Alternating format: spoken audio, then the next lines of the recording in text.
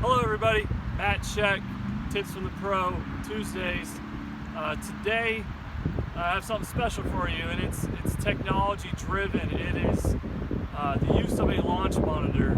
It's used primarily for better players, but it's not necessarily only for better players. It's not just for those PGA Tour professionals. The TrackMan can be used for all aspects of the game. It's a misconception that just tour players need to be using TrackMan. If you come to one of us for a golf lesson and we break out TrackMan, it has a bunch of neat tools and gauges for your golf swing that can be very helpful in the player to make easy adjustments.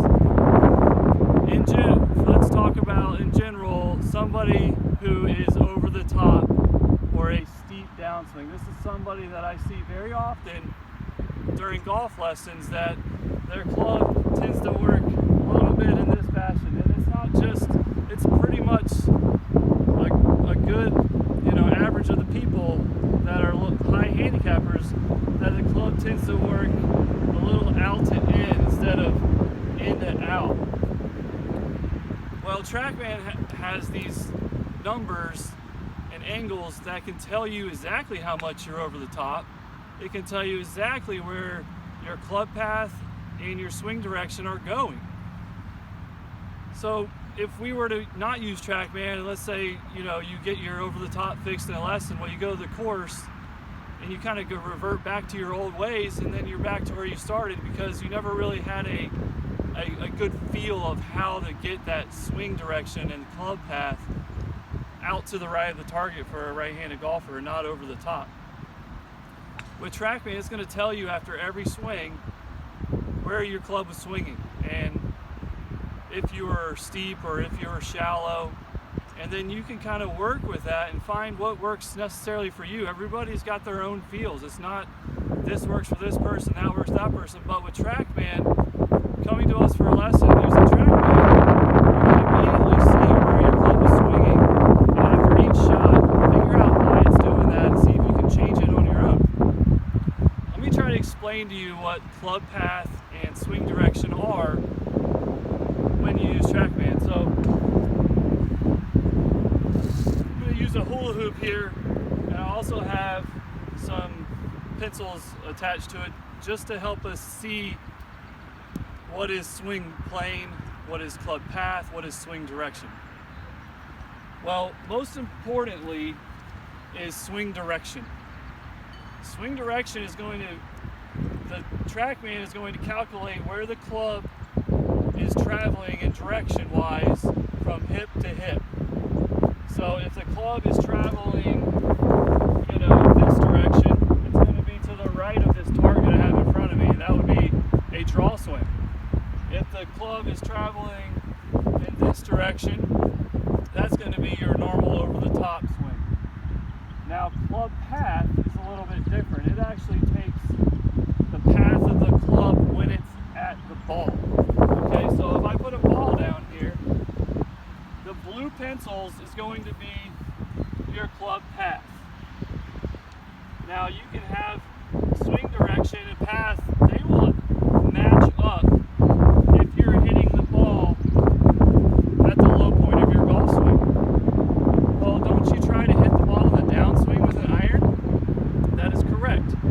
So if you're hitting the ball in the downswing, now the ball actually is going to hit more on the inside of the curve, even though the swing direction is still at the hole. So you can have a club path to the right even though you're swinging at the target, just because you're hitting on the downswing and you're going to catch it a little bit on the inside of that curve, and that is a good thing.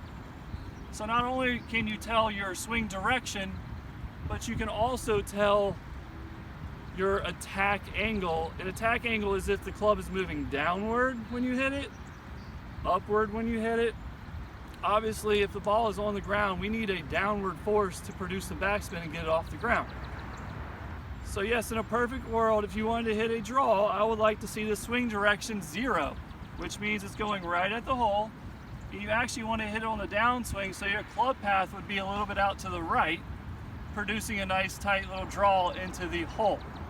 Okay, where do I see an over the top swinger? Well, they're going to get this swing direction well to the left, and it reads positive to the right, negative to the left. So you're going to have a big negative 20 or negative 10 degrees to the left for somebody that's steep. So you may just work on your swing direction. But if you're somebody that has the swing direction right, but you don't have the attack angle to go along with it, that could be an issue too. So I'm going to go ahead and hit a couple shots, and we're going to look at the numbers and try to explain to you what's going on here.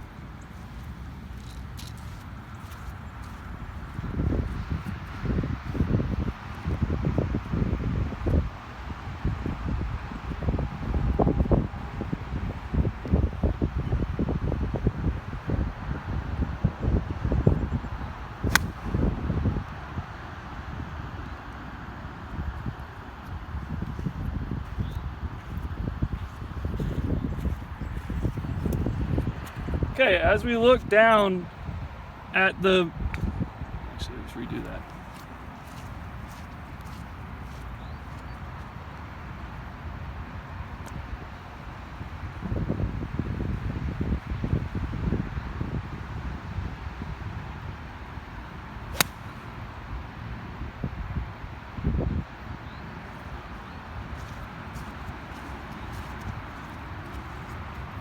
Okay, here's a good example. My club path was going 7 degrees to the right of target. Now my swing direction was only going 5.5 degrees to the right of the target. And I was able to hit down on the ball -4 degrees. So these are good numbers if you're trying to draw the golf ball. Again, the swing direction for those people that are over the top is going to say negative, so on and so forth. The club path will say negative. And more than likely the attack angle could be a positive. So those are all good numbers to look at while you're hitting golf balls, and to see, can you get these positive numbers and a negative number on your golf swing, just like the PGA players do. So that's something to go over, and we'll go over in a lesson if you come to me. Now, today's bonus lesson doesn't have anything to do with TrackMan, but actually has to do with gear sports, and hundreds of PGA professionals have put these little sensors all over their body and hit golf balls, so us instructors can study them and see what do they do compared to these hundreds of amateur swings that we see every day, and what's the biggest differentiations from a pro to an am, so you can kind of put these into effect. Today we're going to talk about the trail right elbow, pro versus amateur, and a big difference that comes up a lot. So when a pro sets up to a golf ball,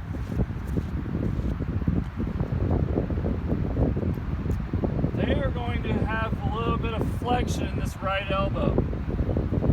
This helps to keep the shoulders aligned for that in to out golf swing. Your average amateur really locks this arm out almost straight at the start. As I do that, what do you notice? The shoulders start to aim to the left, making the swing direction want to move that way. So, number one with the trail elbow is set up with a lot of looseness into it, a little bit of flexion. So, set up with the relaxed right elbow. It's okay if you can see my left from that viewpoint. That's actually a pretty normal occasion. You don't ever want to get it caught where you can see the left arm underneath the right. That means we're a really tough time to turn and to come from the inside. So the right arm needs to be slightly flexed at the start. And now at the top of the backswing, the opposite occurs from pros to ams. Out of hundreds of videos, I haven't found one pro that gets more than 90 degrees of bend of that trail arm at the back. Most of them actually are out here around 60 to 70, closer to 0, with flexion of this right arm.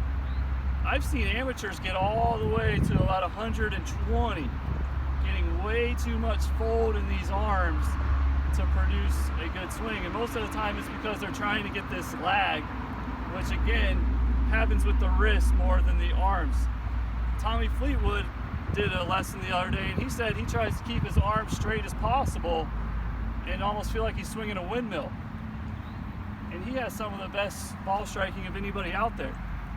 So we're going to flex the right arm at the start, and as we go back, try to push this club away from you as much as you can. You don't want to get caught into making this trail arm and getting it stuck behind us. This is bad news.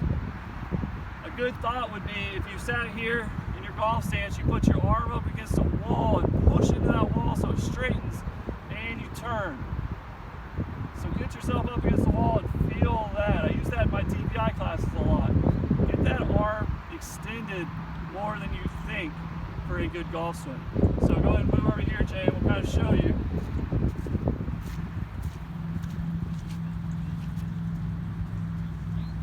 A little bit of flex in the right arm. Take it back and keep these arms away from you as much as you can. Don't get an excess fold of that trail arm. That's going to make it difficult to come into the ball with some power.